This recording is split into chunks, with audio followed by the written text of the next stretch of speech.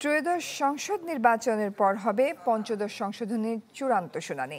এই আদেশ দিয়েছেন আপিল বিভাগ। শুনানিতে প্রধান বিচারপতি ডক্টর সৈয়দ রেফাত আহমেদ বলেন, আগের মতো রায় দিতে চায় না সর্বোচ্চ আদালত, যা নিয়ে প্রশ্ন উঠতে পারে।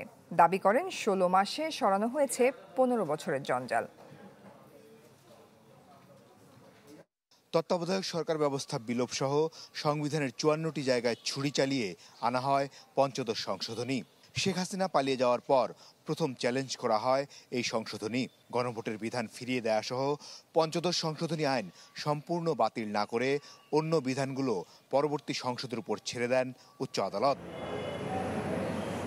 চূড়ান্ত আপিল শুনানি শেষে যখন রায়ের দিন দেয়ার কথা বৃহস্পতিবার, ঠিক সে সময় পুরো ঘুরে গিয়ে আপিল বিভাগ জানালেন নির্বাচনের আগে এটির রায় দিতে চান না তারা।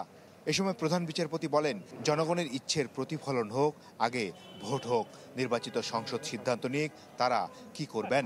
এ সময় প্রধান বিচারপতি বলেন, অতীতের আপিল বিভাগের মতো তারা ভুল করতে চান না। আদালত এই মামলার রায়ের পরবর্তীতে উত্থাপিত বিষয়গুলো, তার মধ্যে জুলাই সনদ বাস্তবায়ন আদেশ এবং নির্বাচনের যে প্রক্রিয়া শুরু হয়েছে, এই বিষয়গুলো বিবেচনা নিয়ে শুনানিটা মুলতবি করেছেন মাত্র।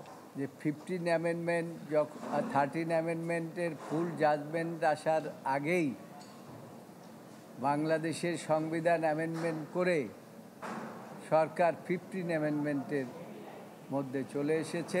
আদালত বলেছেন এই সম্পর্কে আমরা এই মুহূর্তে কোনো ডিসিশন দিচ্ছি না, এটা পরবর্তীতে এটার ডিসিশন দেওয়া হবে। তবে জাতীয় নির্বাচনের পর এত বড় একটা ইস্যুর শুনানি নিয়ে যাওয়ায় আইনজীবীরা অনেকেই সন্তুষ্ট নন।